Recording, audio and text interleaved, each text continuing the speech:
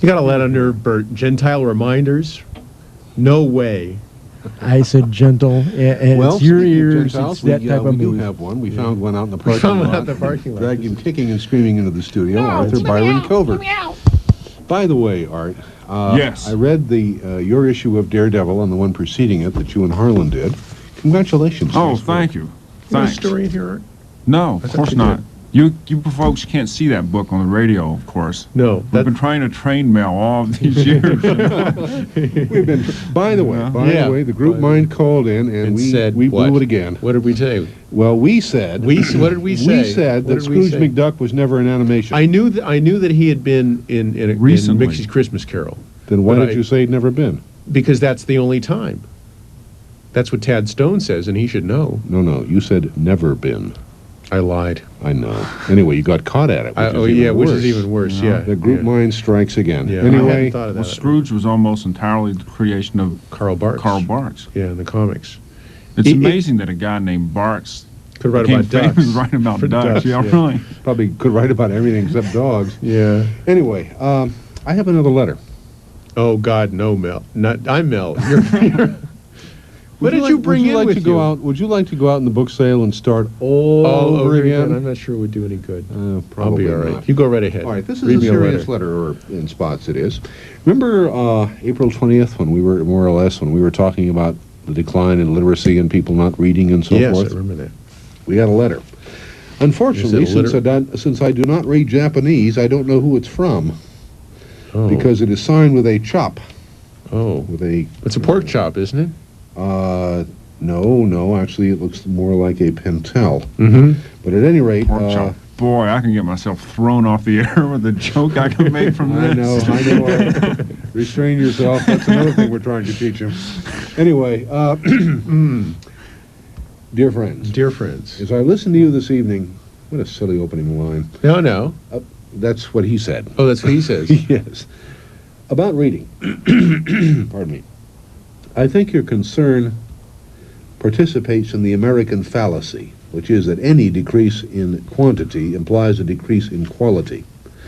During the Renaissance, what percentage of the world could read? What percentage in Europe? Of the percentage that could read, what percentage could write? And of that percentage, what number could think?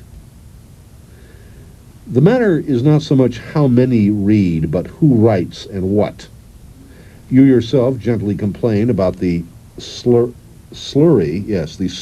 of 3-volume novels, something Oscar Wilde complained of in the last century. Although I do not subscribe to the opinion that, quote, the medium is the message, close quote, which if true can mean nothing unless... We are speaking of Madame Clara, the Covina clairvoyant. I do wonder whether or not the written word is a method of transmission which is uniquely capable of carrying on... One mode. Thank you. Carrying one mode or methodology of thought from one head to another, and whether other media are concomitantly enjoyable. Is that say enjoyable, or is it say incapable? Concomitantly incapable. I can't even read. I don't know what you've done, but you screwed me up too. But don't worry, most people will not read, although they know how to decode the symbolic Except for Mike representation. Hodel, who's having a problem this For evening. the same reason that most readers will read nothing of importance. We are all lazy. The implied threat of Cuban literacy is a phantom. If the whole world read Prensa or the Times, they would still be reading nothing. All the best. And then that chop that's sign. that thing. I don't know if I agree with him. Oh? I don't know if I agree with... I mean, it's an interesting argument. But during the Renaissance, there was no time before when people read more. The fact that literacy has been on the rise for centuries and then suddenly it falls, I think, is significant. That's all. I think you're probably correct in that, and I am not prepared to say that not reading Prensa or whatever is not reading nothing. There is a lot of non-information, there's a lot of One of the nonsense, things that Art Seidenbaum talked about at the Nebula Banquet was the proliferation of what he calls non-books. In other words, diet books, how to get thinner, how to keep a boyfriend, how to lose a boyfriend, how to get off of drugs, how to drink more, how to drink Self-help less. books. Self-help books, and they're just these outnumber fiction, even bad fiction, fiction of any kind, by some enormous number, 10 to 1, 100 to 1, lots and lots.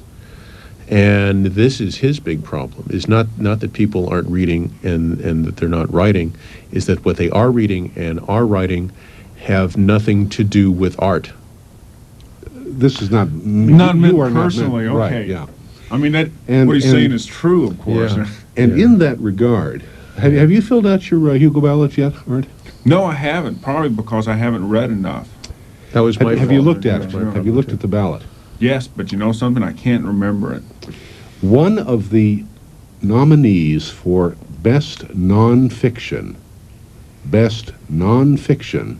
is an art book by Rowena Morrill. That's a problem, but I remember when they were giving, I don't even remember the name of the award, but I know that Mark Zicree was up for the award for his Twilight Zone book. It would be nonfiction then. Wait, but it wasn't nonfiction, because in the same category was, what's her name, the Red Magician? Lisa Goldstein. Lisa Goldstein was in the same category, and she won. The category was something like Best New Paperback. Oh, that was a National Book Award. Yeah, thing and I where think they, that- they did everything up. Yeah, and I think that's really, really very sloppy thinking. I Well, voted yes, for but that. see, on that award, the publishers pay money to have their books considered, and they pick the Oh, is that books. so? I didn't know. They pick the books. But And why so, have a like, category like that, Best New Paperback? That's a senseless category. Seidenbaum Well, no, talked it's about Best those New a couple SF. of weeks ago. No, Paperback, but that's is not that- what no, it it's not said. Best New Paperback? Because there was also a book on political theory. Well, see, those books were selected not. I mean, editors probably had input on them, but it was also selected by businessmen and accountants. but I And they think say it- which one has the best chance of winning, which one sold well, Yeah. But what I'm No. saying, what I want to get to before Mike which one continues can we here, make the most money off of if it does win. is this is all part of the same problem. Is people writing and publishing. And, I mean, there's nothing wrong with a self-help book. God knows we can use all the help we can get. But to have so many of them, and a lot of them, I'm sure, are ridiculous. There are a number of books that you probably need to get along on, but I think a number of them are written by people just in it for a fast buck.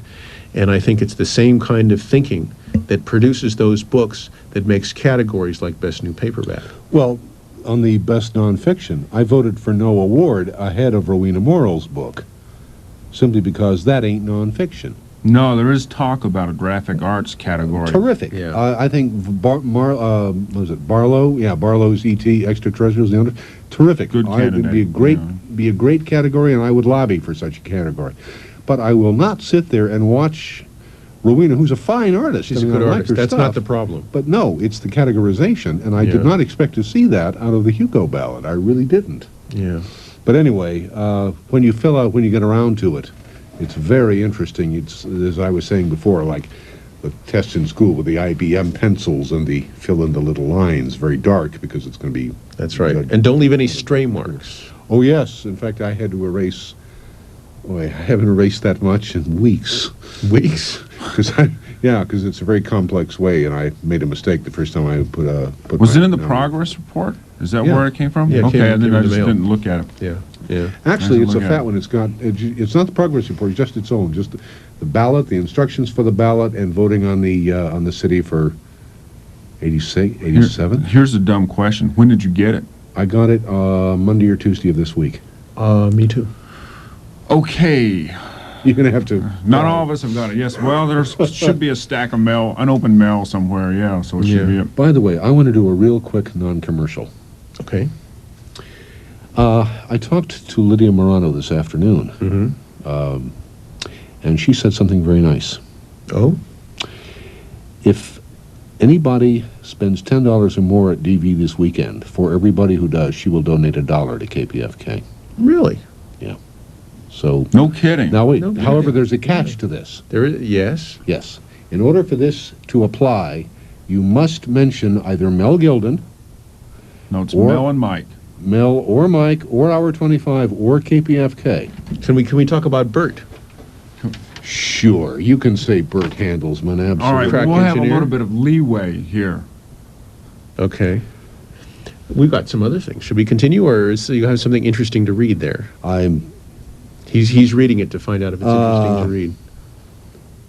Well, don't keep us in suspenders. Dead Mike. air. All right, Dead all air. right. I hate Dead dead air. air. Remember, God, I Dead hate air is fine. You Dead guys air are is better not with that. fine. Yes, you it remember is. Frank Zappa's thing of Dead Air, which No. he did several years ago? What was that? Well, it was the Mothers of Invention. They would be in Right. concert, Yeah. you know, and he says, now I'd like to play this number for you. We call it Dead Air, you know? And the band members would just stand around, and the drummer would, you know, give Zappa shoe shine or stuff, and they would be totally quiet and completely silent until the audience was screaming at them, and then Zappa would turn around to the mic and say, really ticks you off, doesn't it? Well, that is not KPFK's philosophy. Well, I'm glad to hear that. KPFK's philosophy is, Yeah. in life, Life, as in, liberty, the as in pursuit of, radio and reality, look at there that. are pauses where nothing happens and nothing is said, and that obtains here Somebody must too. have bought 500 pounds of books.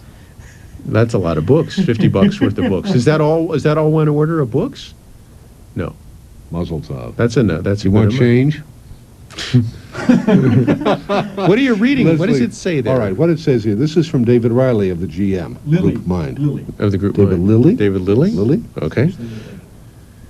Just got #1, David Lilly. volume #1 of the Dune Reader 2 days ago. It has photos and other film history of the Dune story, edited by Paul Robert M. Lilly. Salmon, I guess it is. And he gives an address for the The Dune Fan Club. They're fans of piles of sand. Can you imagine? fans of worms. Fans of worms. 1680 North Vine, Suite 900, Hollywood 90028, if you want to join the Dune Fan Club. Speaking of that, you know who I'm going to get for the show? I have no idea. Will A McNally. You know sandworm. why? Why? Because he has just authored, and caused to be published, the Dune Encyclopedia. A thing the world has been waiting for. I'm real curious. He's over to Fullerton. I'll call You know, him. I shouldn't talk. I shouldn't laugh like that because I've got more Star Trek stuff at home. Yes, you and know. you haven't looked at Mr. Herbert's bank statements No, lately. that's true. That's true. John, I can't he does- read that high. He doesn't have to anymore. That's the thing. Yeah, he hires somebody to count for That's him. right. Yeah. That's Anyway, congratulations, David, for volume #1 of the Dune Reader. David Lilly, are you a relative of Robert Lilly In New York, in New York? Is he in New York now? yes, it's where he's been for years. Years? Yeah. Robert Lilly. Yeah. Okay, let's talk about your southwest quadrant. Okay, thing let's there, talk and about then this. we'll- I have a nice letter here from Sheila Finch Rayner. You heard a little bit about this earlier on the show when Mike was talking about coming attractions, and a little bit more when Terry was talking about the calendar, but I'm going to talk about a whole bunch of this. Sheila Finch Rayner, who is a very nice lady, a member of the SFWA, a nationally published science fiction writer, and also a teacher at El Camino College, has started what she doesn't really, this is not official, but she would really, in her heart of hearts, like to call it Clarion Southwest. It's not Clarion Southwest. It's not affiliated with them at all. It's Not a called- Clarion. not a Clarion. So, but it's called the Science Fiction and Fantasy Writing Workshop in Idlewild. Now, this is not Idlewild, New York. This is Idlewild. Yeah, Idlewild? That's easy for you to say. What were you talking about, Elmer Fudd? You think that's easy to do? I on. ain't no stewing rabbit. I'm a fricasseeing rabbit. Go on. Are you listening? Okay.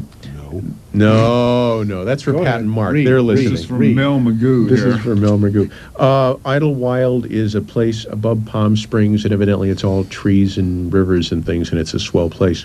Anyway, for the week of July 8th through July 14th, she's going to be running a Clarion-type workshop where she's going to be the teacher, and also they're going to have Greg Benford and David Brin and maybe many other people. Anyway, if you want more information about this, you can either call the Isomata place, which is Isomata stands for the Idlewild. I can't talk. Whatever it is, Hodel, it's catching. I'll do it. Take your hands off it. Idlewild School of Music and the Arts, which is Isomata, ISOMATA, and you can write to them. You can get their 1984 catalog. You can write Isomata, P.O. Box 38, Idlewild, California, 92349. Or you can call area code 714-659-2171. Or you can call Sheila Finch Rayner at El Camino Are you College. sure you want to give out that number? I'm going to give the Language Let's Arts give them Department. Mel's number, and they can call Mel and get it from him. You can call Sheila Finch Rayner at El Camino College, the Language Arts Department, area code 213-532-3670. If you want to join up, you've got to send them a short story, which is no more than 20 pages long, and the thing costs $160. And up The to this point, enrollment is limited to 15, so if you want to do this, call now. Now, up to this point, I thought, all right, it's another thing. Then I read what you are supposed to bring with you. You're supposed to bring with you a notebook, a dictionary, and the Elements of Style by Strunk and White. And right there, she hooked me. Yeah, because those are all good things. Now, I also would say bring a thesaurus, but maybe you don't need one. Robert Graves says you shouldn't use one. She says you should just have a dictionary. Really? I use a thesaurus myself. I do. So it doesn't I use it. matter. I use it too. But if I change a word, I'll look it up in the dictionary. Oh, So, sure. You know. To make sure that you've got it right. Yeah. Of course. Anyway, those are all the phone numbers and things. We are going to have her on the show in a phone interview next week, probably around 10 o'clock. Sometime around there. You know, Benford will probably be a very good teacher. And David Brin just won a Nebula. for the Right, best but I mean, novel. like, as a teacher, Benford will probably be very good. Oh, yeah, because he is a he's- teacher. Well, no, and so is David. In fact, at a convention, he was giving a little talk about NASA or whatever, and he says, now class, you know, so he sort of slipped into it by accident. But I think Benford has, he among all the hard science writers has probably the greatest understanding of how to commit an act of literature. Mhm. And so, you know, will be, How to You know. commit prose. that's right, how to commit prose, really. Bren's a good storyteller, though. Yeah, he You is. know. Anyway, it's area code 714-659-2171 or area code 213-532-3670, the Language Arts Department at El Camino College. So you'll hear more about that next week. I want to spend some time with on a very different subject for us and a very serious subject, and pay attention. I don't think you'll be disappointed.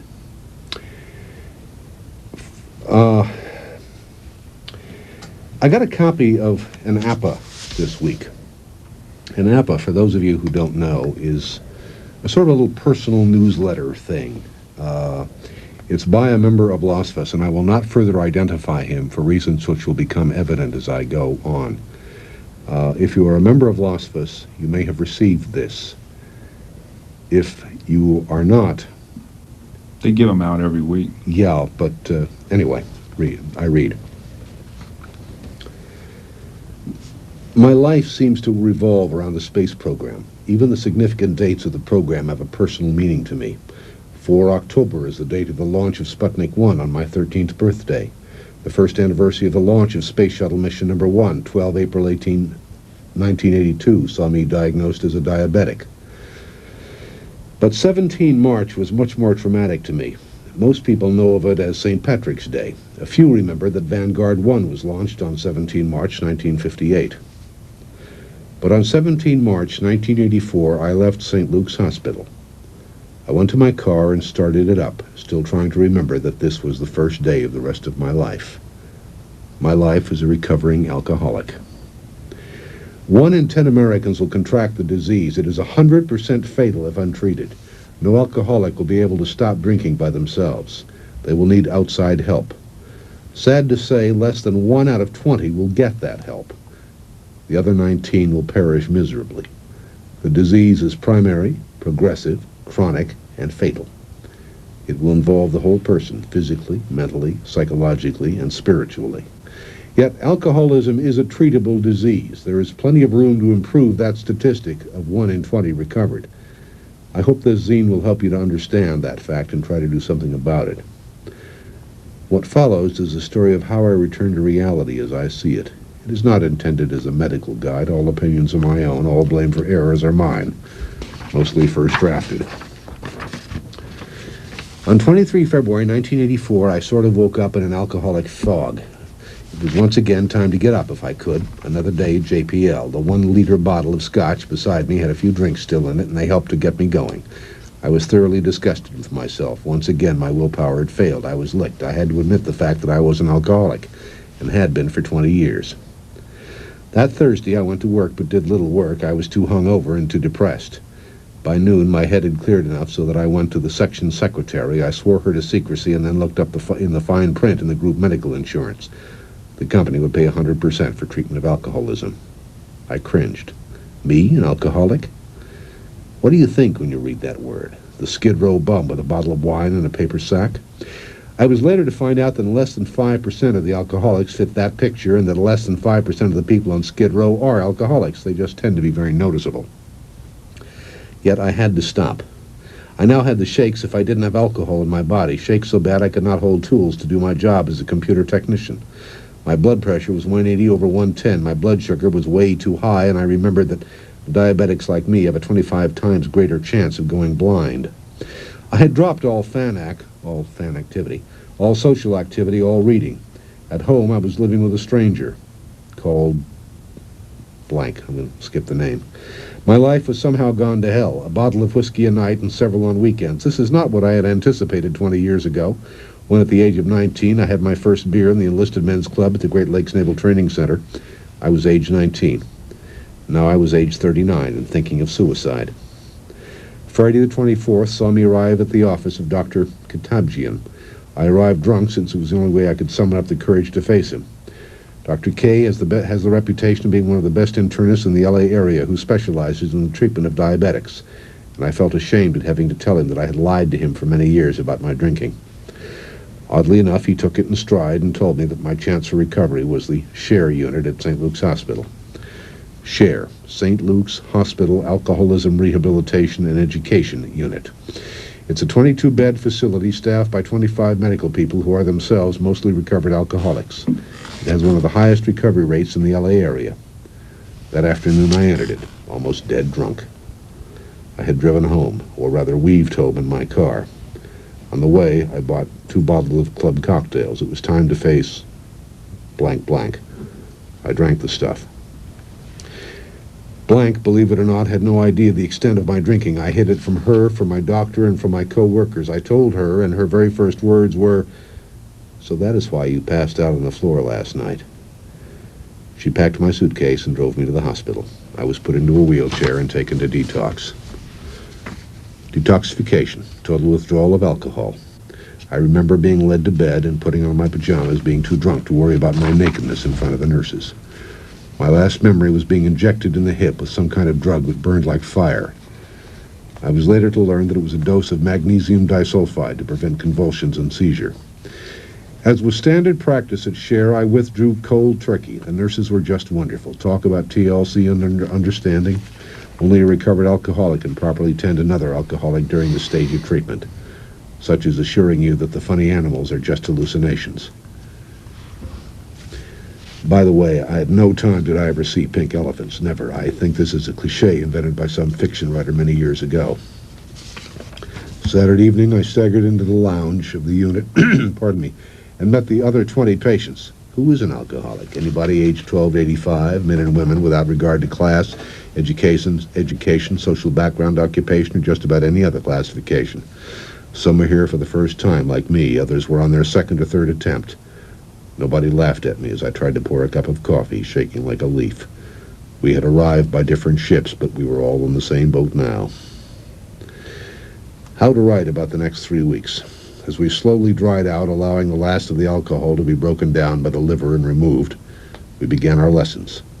For this was school time. We had 3 weeks to learn how to live a life without alcohol. We had to understand the past, about how we became addicted and why. We had to understand the present, why we were different from the rest of the population. We had to understand what the future would mean as far as efforts to remain sober. We had assertion training, we had group therapy sessions, we had family groups, we had lectures, films, videotapes, and orientations.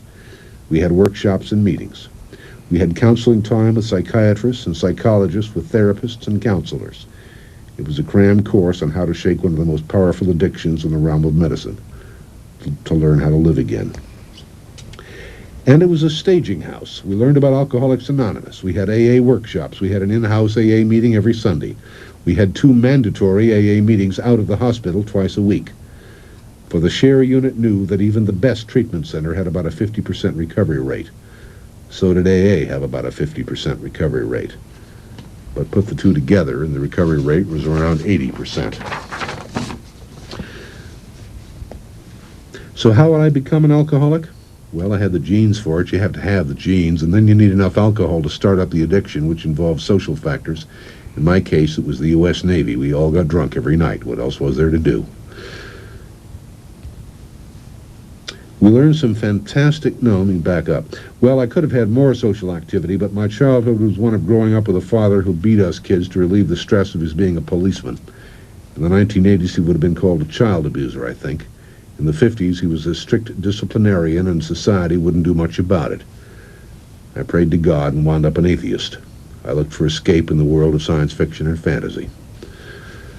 So here I was at Great Lakes, and I could think of nothing better to do than drink after hours with the others, just a couple of beers. 20 years later, it was a couple of bottles, and so it goes.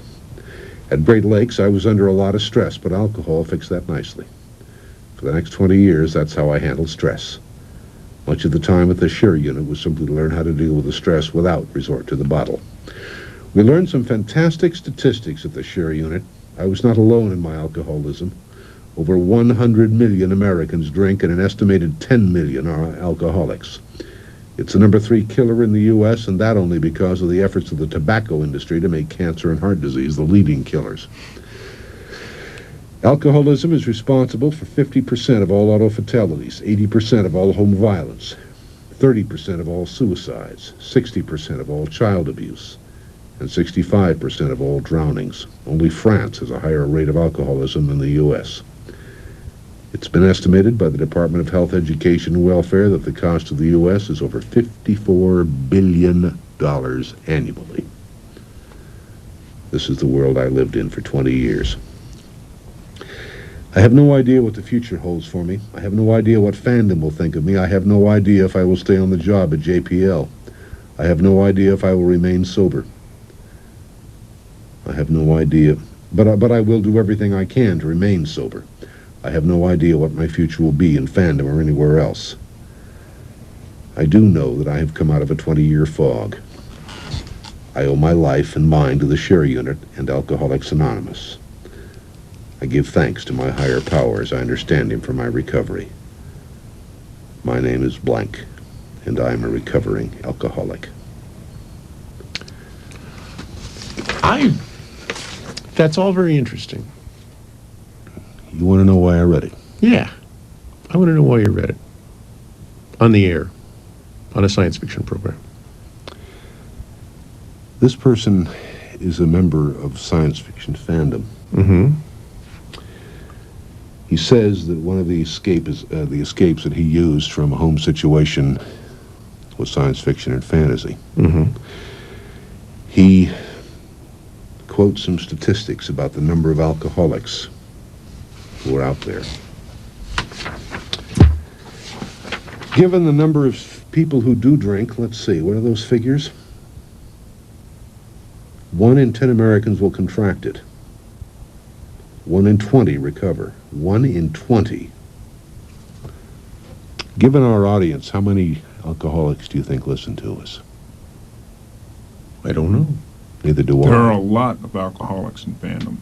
A lot. If that is the case, if there is one who heard this and maybe will do something about it, and that cliche about recognizing the problem is the first step. I read it because there could be one person out there who could hear it and might do something. That's why I read it. I read it for personal reasons too, but we need not go into those. And I read it because this person, it took a lot of courage for that. I mean, I know this person, and you do too. Mm-hmm. And it took a lot of courage for this person to do what he did. And one of the things I want to do is pay a little tribute to courage. And that's why I read it. Well, So all if, right. if there is somebody out there, More likely, there are people out there who say, no, that wasn't us. That's not me. That doesn't fit that profile. Look again. Do yourself a favor and do everybody you know a favor. I'm not going to preach, but do think about it. For one thing, this show needs all the fans it can get.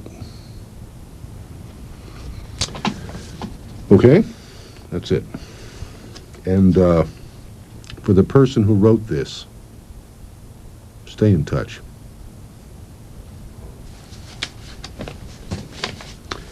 Now, as long as we're reading things, have you read On Becoming a Novelist by John Gardner? No, I've read a lot of his fiction, but I've never read that. How about you, Art? No, actually, I haven't. This So was at least it's going to be new to two of us, at least. Yeah, at least. Well, yeah. an excerpt from it was sent to us by Jeff Dunn of Roland Heights. And see if I can squeeze this in here. What are we squeezing? Well, what's happening? A section on becoming a novelist. So one of the Writing it things after his death would have been real tough. one considers when asked if the young writer has what it takes to become a good novelist is his feeling for language. If he's capable of writing expressively, at least sometimes, and if his love for language is not so exclusive or obsessive as to rule out all other interests, one feels the young writer has a chance. The better the writer's feel for language and its limits, the better his odds become. They are very good indeed for the writer who has a fine ear for language and also a fascination with the materials, character, action, setting that make up fictional realities. He may develop into the virtuoso stylist, Proust, the later Henry James, or Faulkner, who has the best of both worlds. The writer with the worst odds, the person to whom one at once says, I don't think so, is the writer whose feel for language seems incorrigibly perverted. The most obvious example is the writer who cannot move without the help of such phrases as, with a merry twinkle in his eye, or the adorable twins, or his hearty booming laugh. Dead expressions, the cranked-up zombie emotion of a writer who feels nothing in his daily life, or nothing he trusts enough to find his own words for, so that he turns instead to, she stifled a sob, friendly lopsided smile, cocking an eyebrow in that quizzical way he had, etc. The trouble with such language is not only that it's cliché, but also that it is symptomatic of a crippling psychological set. We all develop linguistic masks, arrays of verbal habits, with which to deal with the world, different masks for different occasions. And one of the most successful masks known, at least for dealing with troublesome situations, is the Christian Pollyanna mask embodied and atrophied in phrases like those I've mentioned. Why the mask turns up more often in writing than in normal speaking, why that is the art of writing becomes a way of prettifying and tranquilizing reality, I cannot say, unless it has to do with how writing is taught in our early years as a form of good manners, and also perhaps with the emphasis our first teachers give to the goody-goody or taming emotions, fashionable in school readers. The Pollyanna mask is only one among many common evasions of reality. Listen up. Mm-hmm. Consider a few lines by a well-known science fiction writer. We are quoting here. It's not often people will tell you how they really feel about gut-level things, like God, or how they're afraid they'll go insane like their grandfather, or sex, or how obnoxious you are when you pick your nose and wipe it on your pants. They play cozy with you because nobody likes to be hated, and large doses of truth from any one mouth tend to make the wearer of the mouth persona non grata, particularly if he's caught you picking your nose and wiping it on your pants. Even worse if he catches you eating it.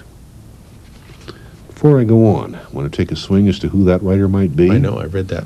Okay. Arthur might want to guess, though.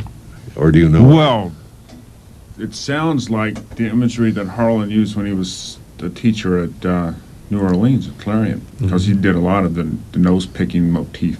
You're right. Not him personally, of course, but saying that, You're about right. that It's feeling. quoted from Harlan's Over the Edge.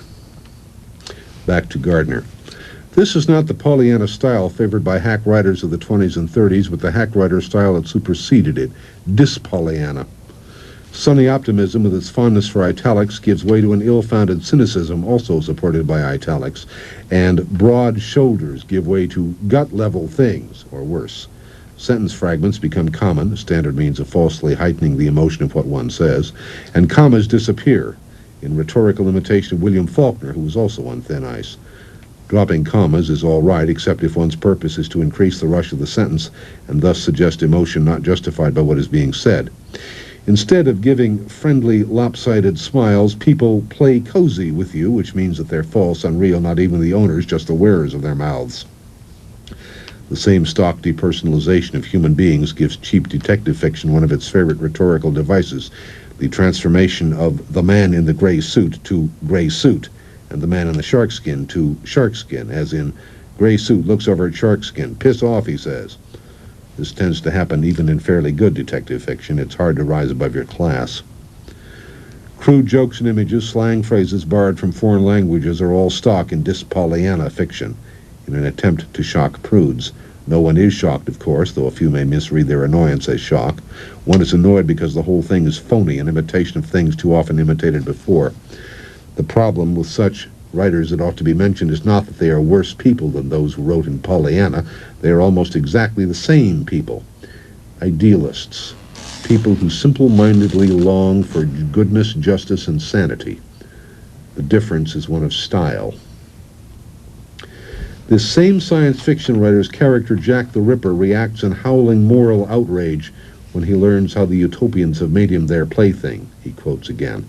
A psychopath, a butcher, a lecher, a hypocrite, a clown. You did this to me. Why did you do this? Frenzy cloaked his words. End quotation. Back to Gardner. A young writer firmly hooked on bad science fiction or the worst of the hard-boiled detective school or tell-it-like-it-is so-called serious fiction, fashionably interpreting all experience as crap, may get published if he works hard, but the odds are that he'll never be an artist. That may not bother him much. Hack writers are sometimes quite successful, even admired. But so far as I can see, they are of slight value to humanity. Both Pollyanna and dis-Pollyanna limit the writer in the same ways, leading him to miss and simplify experience and cutting him off from all but fellow believers. Marxist language can have the same effects of the argot of the ashram or computer talk input, or the weary metaphors of the business and law world, where the cheese starts to bind, is his sample phrase there. When one runs across a student whose whole way of seeing and whose emotional security seems dependent on adherence to a given style of language, one has reason to worry. Unquote, John Gardner from On Being a Novelist. Comments, gentlemen? I think he's slicing the bologna pretty thin.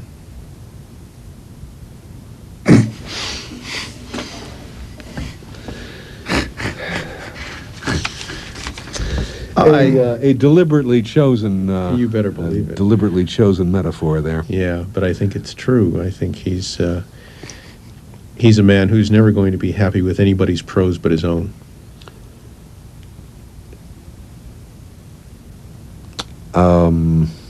Well, I don't know. Because everybody's going. I mean, certainly there are many bad writers who fall into the categories that he speaks of. I think he chose an unfortunate example in the ones he did. I think some of his point is valid. Yes, indeed, some of his point is valid. But on the other hand, I think that But he is falling into his own problem there. That he's got a very past tense. He's no longer with us. Well, yes.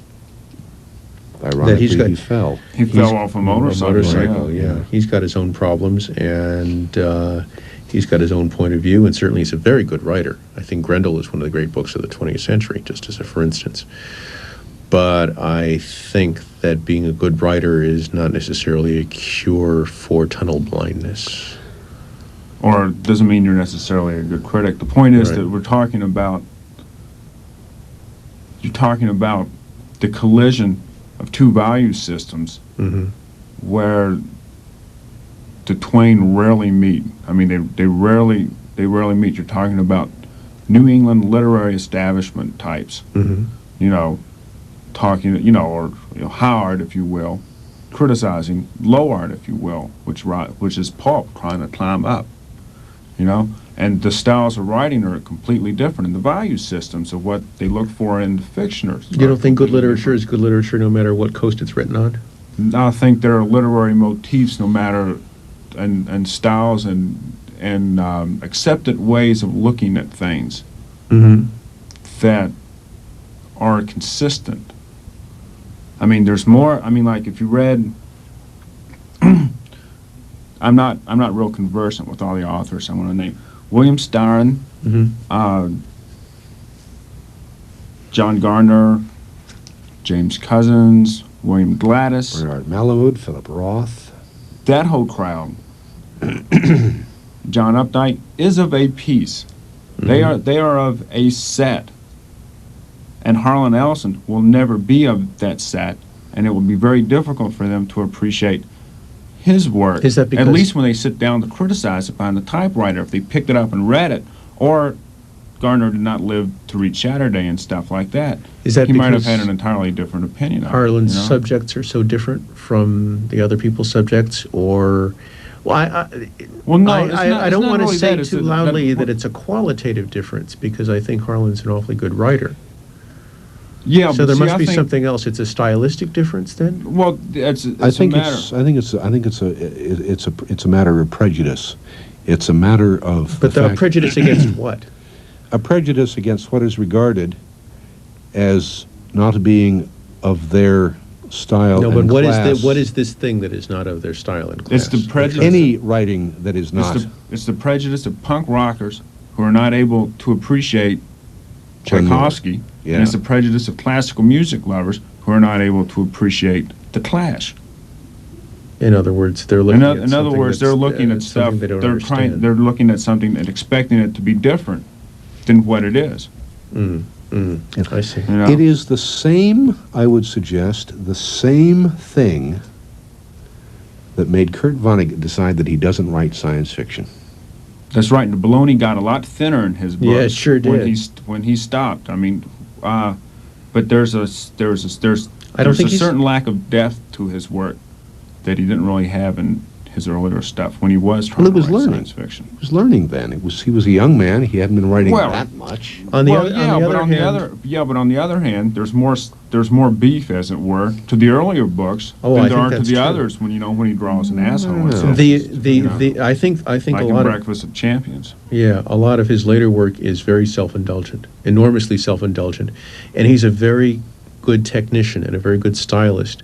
And I have a feeling that a lot of Vonnegut's later work depends on the style. I'm a real sucker for his work. I love to read his Yeah. prose. Yeah, me too. But even as I'm reading it, I'm seeing that there's not It's like much cotton- of real it's like- value It's here. like cotton candy to me. Yeah, a lot of times. Yeah. I think the last of the really good books that he wrote was Slaughterhouse-Five. And it was about that point that he became Famous. famous, and when he became famous, he figured he could do anything, and he did. Well, you see it happen to science fiction writers who've got Oh, a few sure. awards under their belts. Yeah, You it know. happens. Yeah, Vonnegut is certainly not alone in this. You know, No, but I- also artists reach their peak and then they burn out, and then after a while they say, "Well, I can't go back to being an insurance No, salesman." I chose Vonnegut because I think that was when he joined the literary establishment. He joined the literary establishment, perhaps for financial reasons. I don't care why he did it, and I wish him well. All I'm saying is that when he decided that of the literary sets open to him, he'd rather play with Philip Roth than with Poole Anderson. And who can blame him? I'm not Well, he blaming. was I'm not really blaming at all. looking for his place. That's all. Yeah, well, yeah. And he's Yeah. found one. Yeah. Now, this has always been the problem with Harlan, and I don't know if I should go into this with him not being here, but certainly he's publicized it enough, and I've even spoken of it while he was here. And that is, I don't understand if Harlan does want to play with Kurt Vonnegut and Philip Roth and John Updike and those folks, and I think he's a good enough writer to do that. Why does he persist in coming on Hour 25 and writing in the window at Dangerous Visions and being the guest of honor at the WesterCon? Now, his answer, as I understand it, is that he is a human being and he is allowed to have interests however he wants, and he should not be judged by his interests. And his interest in science fiction continues, even as he says that he doesn't want to be a science fiction writer. And I think that perhaps Harlan is thinking of the world as it should be rather than the world as it is. Well, I don't think For him, it's the world as it is. I don't think so. He doesn't. No. Because he Well, persists in does. being called a science fiction writer, and it's not going to stop He doesn't call himself that. No, and but he- everybody else does. That's their problem. He simply goes on and If does it's a what he problem. wants to do, whether it's the Tomorrow This is Show fine. This or is whatever. fine. And if he's willing to accept that, that's fine too. But he doesn't accept it. He goes on and he shakes his fist at the universe and says, I'm not a science fiction writer, and I don't want you calling me one. So on the one hand, he says, I should be allowed to do what I want, but he doesn't want to allow anybody else to go on the evidence. Problem is that there's no Southwestern literary establishment. Well, maybe so. But also, I mean, he's certainly not alone in this. No. Or as Philip K. Dick explained to me once, and he set me down on his knee and said, Art, it's like this. There is not enough love in this world to satisfy me, and Yeah. that's why I write. And I write to get all the love that I can get. And so Okay. it doesn't really matter. I mean, it wouldn't have mattered if Phil had lived to enjoy his success after Blade Runner had come out. I mean, if he had lived, his books would be selling even more.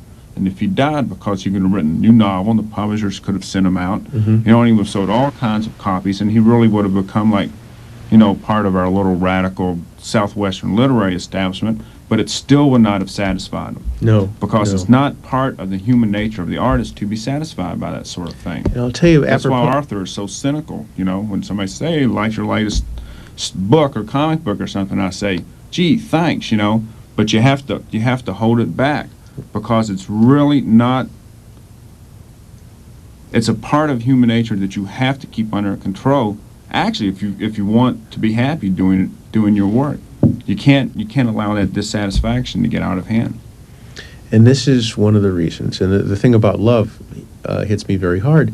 I've been thinking what he talks about hacks, and you talk about love, and I've been thinking about the cartoon writing, which is,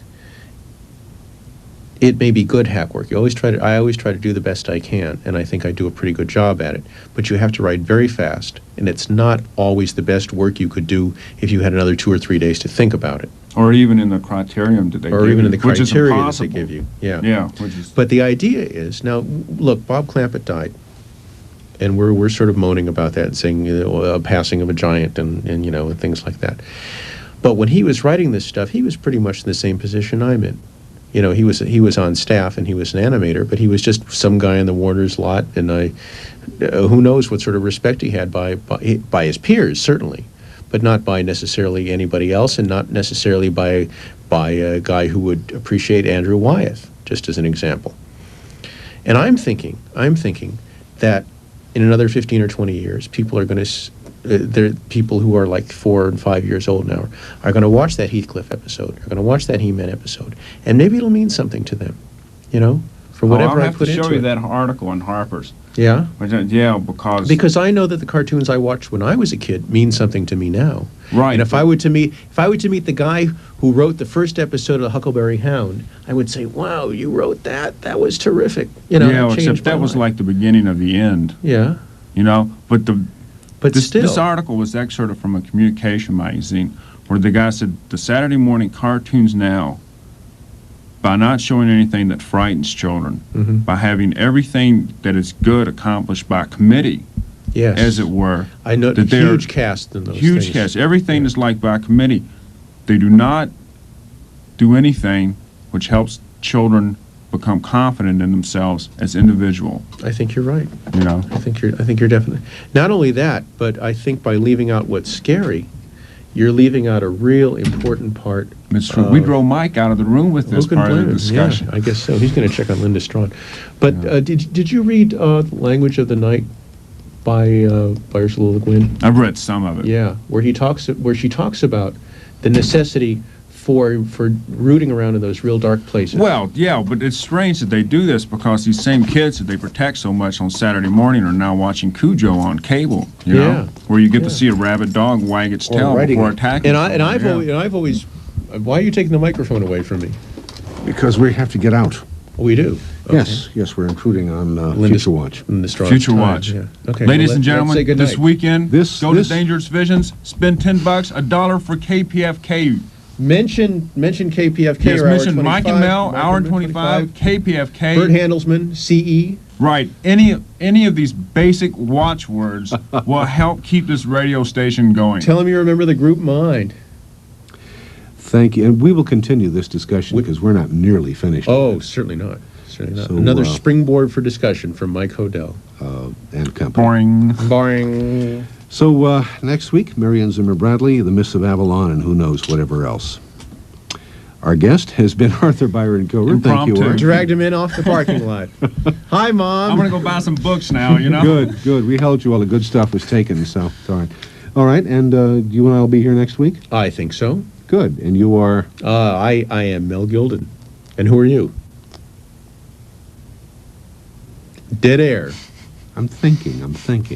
I'll have an answer next week. Good night. Stay tuned for Linda Strawn and Future Watch. Good night.